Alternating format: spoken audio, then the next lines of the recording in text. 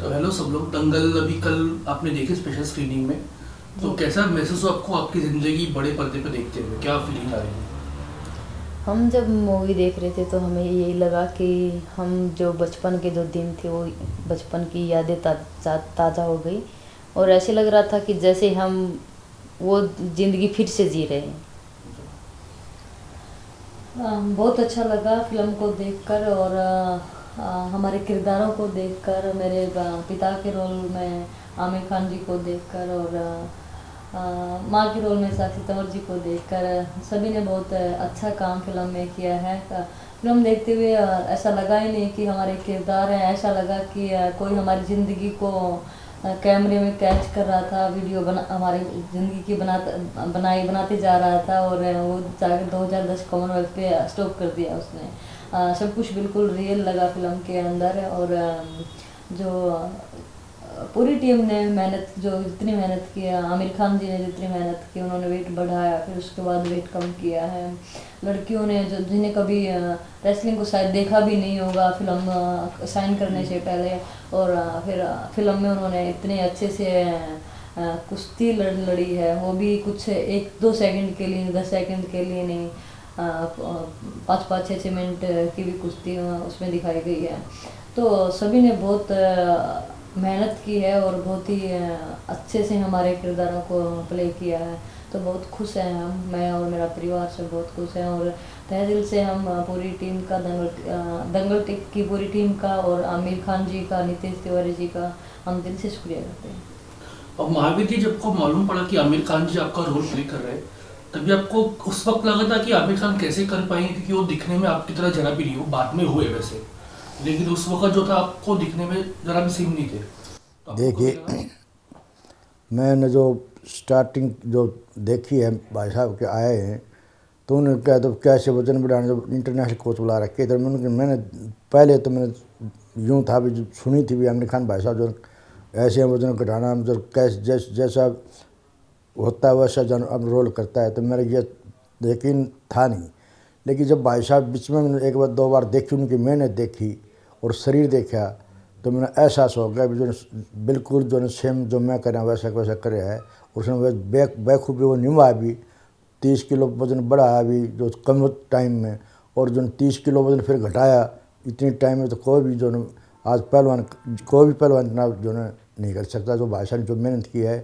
और नीतीश तिवारी जी ने जो हमारी स्टोरी लिखी है, जो बार बार हमारे पास गया, मेरी एक को बात जो पूछी है, एक को जो चीज़ हमारी फोटो पार्टी तो ली है, बड़ी मेहनत की नीतीश तिवारी जी ने। मैं नितिन तिवारी जी और भाई आमिर खान जी का और सारी टीम को, दंगल टीम को मैं तहे दिल से धन्यवाद करता हूँ, जिन्होंने इतनी मेहनत करके जो है सच्चाई, लोगों को जो सच्चाई दर्शाई है। और इसमें जो 99% जो सच्ची बात हैं, बनावट इसमें 1% थोड़ी बड़ी हो सके ना, सच्चाई है सारी ज़िंदगी। जो फिल्म में गाना है हानिकारक बापू, जिसमें गीता बबी तो बहुत परेशान है अपनी पुलिस से कि सुबह सुबह जॉगिंग करवा रहे थे, तो ऐसा आपकी जिंदगी में ऐसा हुआ था उस वक्त जब आपकी ट्रेनिंग शुरू हुई थी क्या? सबसे पहले तो जो हानिकारक बाबू जो सॉन्ग है, वो मुझे लगता है कि जितने भी लोग फिल्म देखेंगे, जितने भी बच्चे फिल्म देखेंगे, उनका सबका फेवरेट सॉन्ग यही रहेगा। क्योंकि सभी बच्चे माँ बाप से तंग रहते हैं बचपन में, क्योंकि उनको कोई भी चीज़ रोको टोको तो वो उनको अच्छा नहीं लगता। और हमारे लिए भी बापू हानिकारक हम मानते थे। हालांकि अभी तो हम जो कुछ है हम पिता की वजह से हैं, लेकिन उस टाइम पर लगता था कि ये क्या, मतलब किस तरह के अत्याचार हमारे ऊपर हो रहे हैं। बच्चे खेल रहे हैं, एंजॉय कर रहे हैं, छोटे छोटे बच्चे मस्ती करते हैं, और एक हम हैं कि सुबह शाम बस एक ही काम, सिर्फ और सिर्फ कुश्ती का अखाड़ा, उसके अलावा कोई भी काम नहीं, कोई भी शौक नहीं, कहीं भी जाना नहीं, सब कुछ ज़िंदगी में जैसे रुका हुआ था। तो लगता था हमें कि बापू सचमुच हानिकारक है। आपने कभी ऐसा ट्रेनिंग के दौरान कुछ ऐसी मस्ती की कि ट्रेनिंग से छुटकारा पाओ, जो और जो गाने में बताया है, कुछ ना कुछ लोग करते थे कि ताकि बिल्कुल ट्रेनिंग खत्म बिल्कुल हो जाए? सच है वो तो। कुछ भी उसमें उसमें तो मैं ये कहूँगी, जो दिखाया है कि हम क्या मस्ती करते थे, वो तो कुछ ही परसेंट दिखाया है। हम बहुत बहाने बनाते थे, हम बहुत झूठ बोलते थे पापा से, प्रैक्टिस से बचने के लिए, कि एक दिन तो निकल जाए, कि एक दिन तो निकल जाए। क्योंकि हर रात जब भी सोते थे तो ये सोचते थे कि आगे अगला दिन कैसे जाएगा, और ये पापा को भी पता था कि हमारे लिए ये चीज़ कितनी मुश्किल हो रही है। अगर कभी भी हमें कोई प्रॉब्लम होती है हम बताते थे कि, तो बोलते थे कि नीयत से काम नहीं करते, नीयत को साफ करके मेहनत करो, अगर कुछ पाना है तो। बोलते थे कि जैसे कि स्कूल, वो एक डायलॉग बोलते हैं पापा मेरे कि स्कूल में जाने वाला बच्चा स्कूल की छुट्टी की सोचने लग जाए और मेहनत करने वाला रेस्ट की सोचने लग जाए, वो ज़िंदगी में कभी कामयाब ही नहीं हो सकता। तो मेरे पापा की ट्रेनिंग में रेस्ट का तो कोई शब्द था ही नहीं, बस मेहनत, सिर्फ और सिर्फ मेहनत। महावीर जी, अभी दंगल के बाद कुश्ती की तरफ जो नजरिया कैसे बदलेगा, क्या लगता है आपको?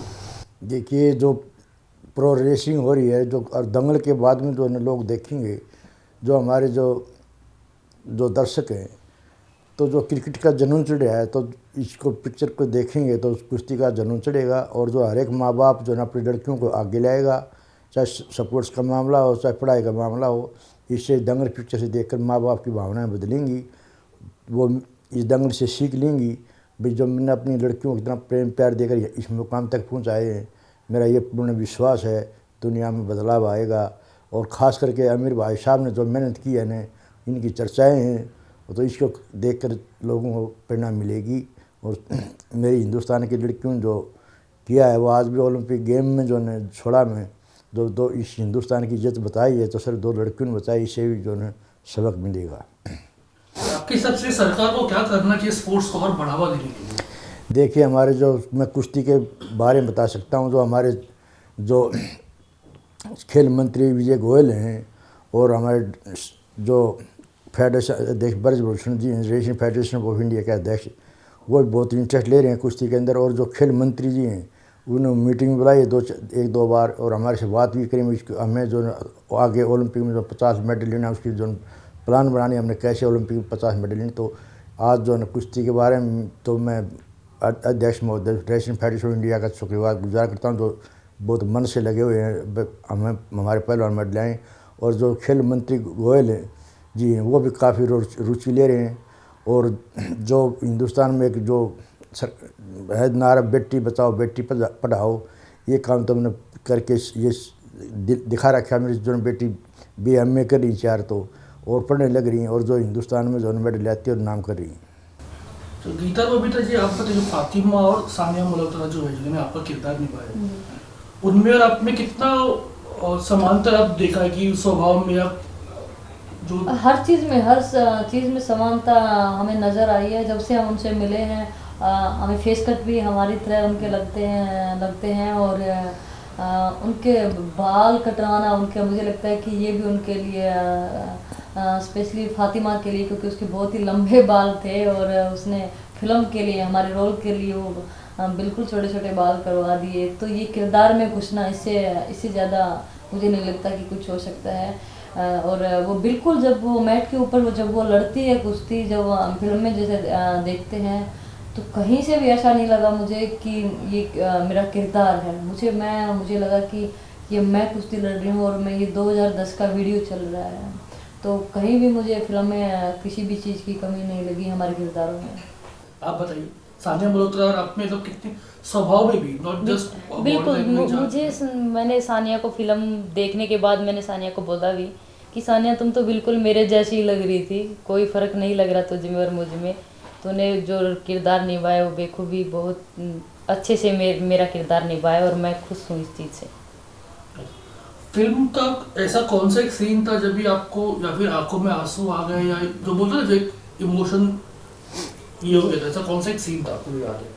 वैसे तो काफ़ी सीन हैं जो इमोशनल, लेकिन मेरा सबसे बेस्ट है वो पापा का है कि पापा जब रेसलिंग कर रहे हैं गीता के साथ और जब पापा हार जाते हैं, क्योंकि वो सही होते हुए भी अपने आप को सही साबित नहीं कर पा रहे थे, और हारने के बाद वो किस मुंह से अपने वो शब्द बोलने कि मैं सही हूँ, तो वो सबसे इमोशनली मुझे लगा।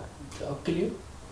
मेरे लिए सबसे इमोशनल सीन मुझे लगा कि जब 2-3 साल से मैं इंटरनेशनल लेवल पे परफॉर्म कर रही हूँ, मुझे कोई मेडल नहीं मिल रहा, कोई मेरी परफॉर्मेंस नहीं आ रही। जब मुझे रियलाइज़ हुआ कि मैं अगर मेरे पापा की ट्रेनिंग को छोड़कर मैं जहाँ मुझे आराम की ट्रेनिंग मिल रही, मैं उसकी तरफ मेरा रुझान बढ़ा हुआ है, तो तो मैं फ़ोन करके मेरे पापा को मैं माफ़ी मांगती हूँ, और मुझे एहसास होता है कि मैं गलत कर रही हूँ, और जो मैं आज यहाँ तक पहुँची वो मेरे पापा की वजह से पहुँची थी, उस चीज़ को मैं भूल गई। तो ये चीज़ मेरे लिए सबसे ज़्यादा इमोशनल थी। अभी दंगल के बाद मतलब अब लोग आपको जानने लगे दंगल से, तो आपकी ज़िंदगी किस तरह से बदल गई है? देखिए, ज़िंदगी हमारी बदलने की शुरुआत हमारी 2010 के बाद से हुई। लोग मीडिया में भी खूब नाम आया, अखबारों में। उसके बाद तो 2012 में मैंने क्वालिफाई किया, मैं फर्स्ट वुमेन बनी जिसने ओलंपिक के लिए क्वालिफाई किया। 14 में मेरी दो बहनों ने, एक ने दोनों ने गोल्ड जीते, बबीता और विनेश ने। और फिर उसी साल ग्लासगो एशियन गेम्स में फिर विनेश ने ब्रॉन्ज मेडल जीता।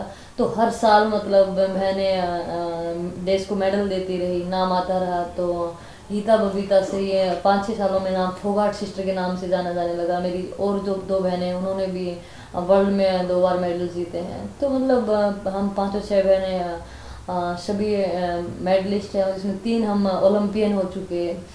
तो बदलाव ज़िंदगी में बहुत आया, लोग जानने लगे। लेकिन दंगल फिल्म से जो बदलाव आएगा, वो मुझे लगता है कि वो लोगों हमारे चेहरे लोगों के नज़रों में अभी भी धुंधले हैं, लोग पहचान नहीं पाते हैं।